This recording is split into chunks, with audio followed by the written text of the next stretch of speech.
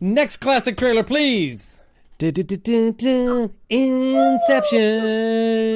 Still don't understand. With the Incepticons. No, actually, I do get it. It just depends on the day I'm watching it. Okay. I try really hard to understand this movie. Know about me. I specialize in a very specific type of security. Subconscious security. You're talking about dreams.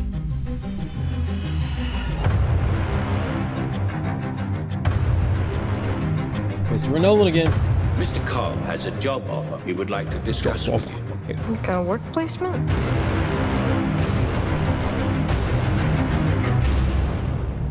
Not exactly.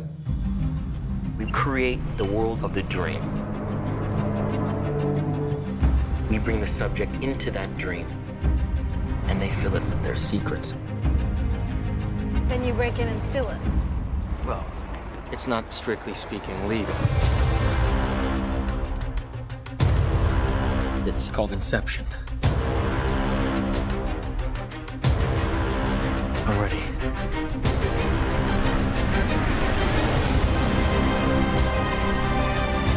I think I found a way home.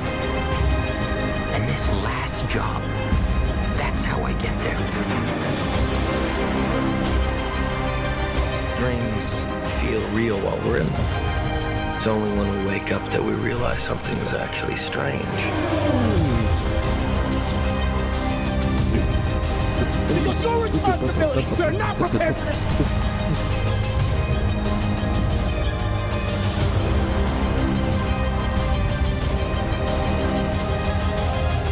The dream's collapsing.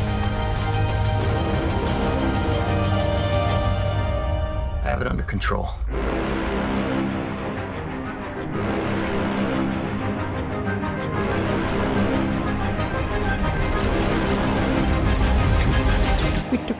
I'd hate to see out of control.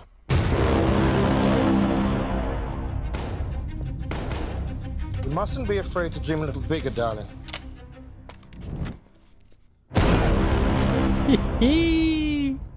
Oh, this movie. This was a movie that I was watching with or without a trailer. Oh, 100%, without question, yes. That star-studded cast, like, what's it about? Doesn't matter. I'm watching it. I'm there. I'm there. Movies. Yeah. That's a movie whether you're sober or under the influence does not make any more sense either way. Right, but it's the thing I got to watch.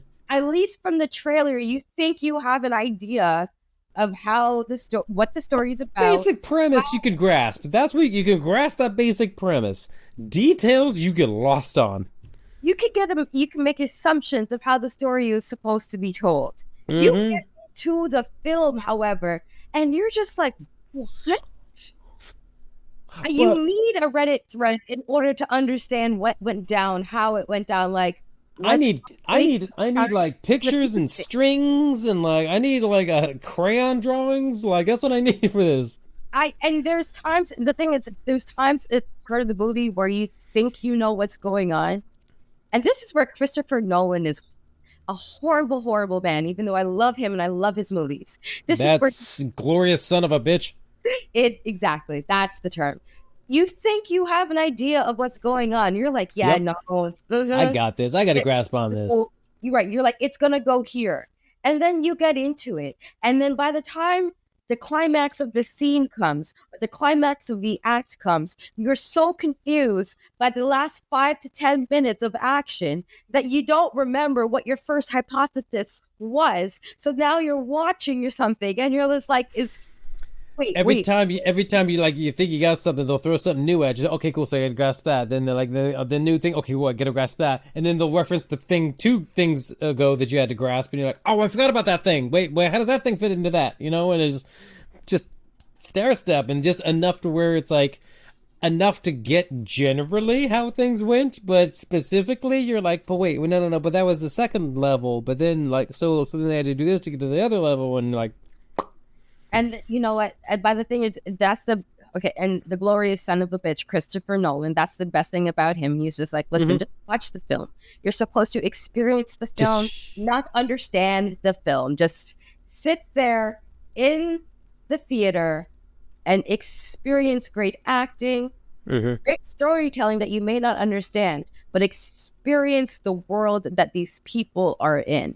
And once you push all the trying to understand the plot aside, well, we understand the plot, but once you put all the trying to understand the details aside, you see what he's saying about the film.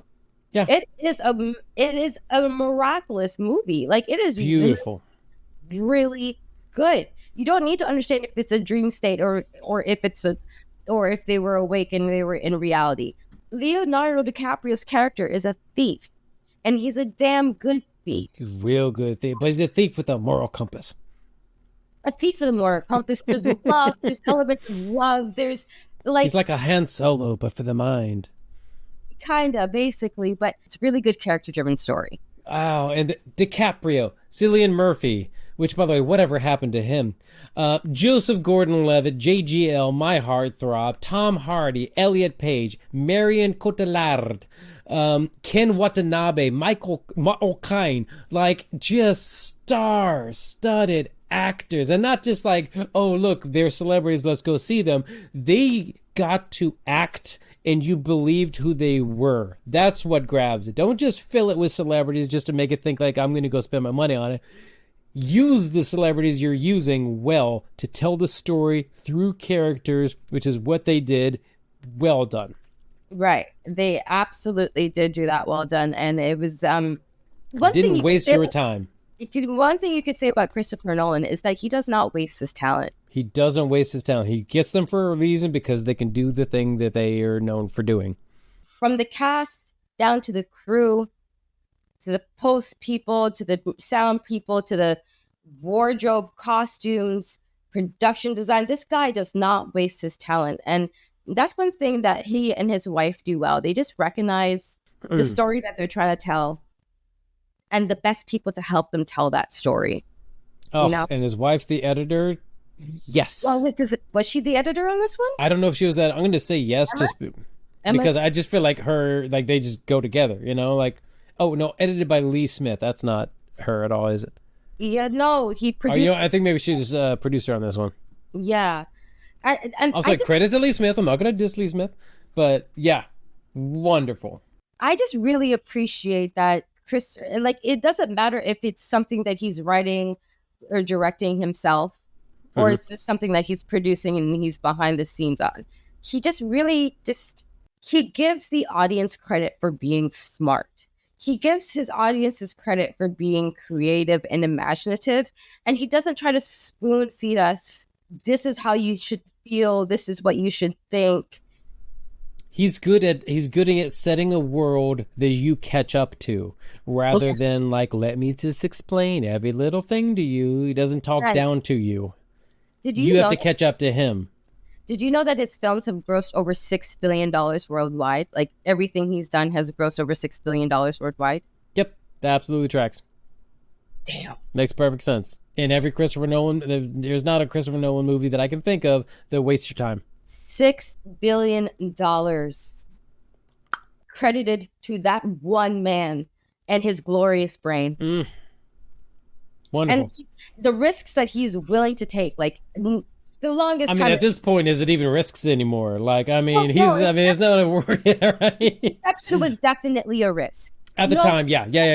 I think he understood. He was Batman and Man of Steel, but like at the same time this was coming. Actually, no, Man of Steel was 3-4 years after this. So like after this, he went and did Man of Steel. And right after that, it was Dunkirk. And Dunkirk, yes, movie I keep forgetting to watch.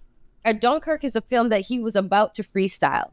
And he said, nah, I was just going to get in the booth and I was just going to drop something, like spin the beat. And he was just like, nah. And then everyone around him was like, no, you need to write a script. You need to write a script.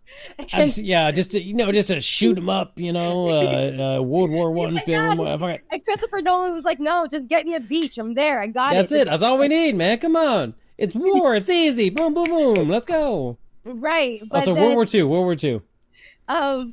I keep forgetting 1917, which literally tells you it was World War I. I keep mistaking it for other movies. Sorry. There was like one World War I movie and then all the World War II movies. Sorry. Yeah, no. So it's just really a credit to his filmmaking. And then Tenet, like he fought for Tenet to obviously be in the theaters, but Tenet's another one of those movies that you really have to pay attention to or in order to understand. But I still haven't watched it either. Yeah. Okay, but the risk this man is willing to take with just like, here's the story. Okay, you may not understand this story. There's a bunch of this plot that may go right over your head, and that is what it's supposed to do. But I guarantee you, there are 5 to 7 other aspects of this film that you're gonna love. That's gonna more than make up for that. Yeah. Oh yeah. Is ballsy storytelling. That's what I mean. Exactly. We're like, I'm going to make a blockbuster, Oscar award worthy film that is not just, lip service. It's actually a film that you're going to walk away from. Forget the awards, forget, all this, whatever. It's actually a story and a concept in your head that is now been planted that you think about in the real world. That tells you it's a good movie. When you forget the awards, forget the cast, the story elements that are stuck in your head. That's what a movie is at its core, is telling a story. It's a story you take with you. And he recognizes that, and he doesn't abuse that. He doesn't, and his films win Oscars, like consistently win Oscars because they're worth the Oscar. Exactly. Yeah. It's not always going to be for best actor, Oppenheimer was, but okay, fine. It's not always going to be what was his name? Cillian Murphy. Unheard of man. Mm-hmm. Who's that man? Mm-hmm. Who's it? Never heard of him. But some Scottish guy. Yeah, some Scottish. Add us in the comment section. Let us know what you think. But the thing is, like, it's not always going to be for those big, well-known, well-publicized categories that it's going to win Oscars for. Yeah.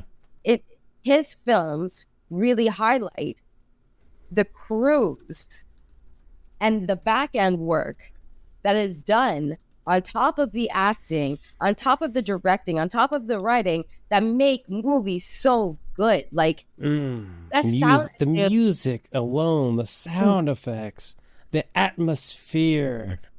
It's just, he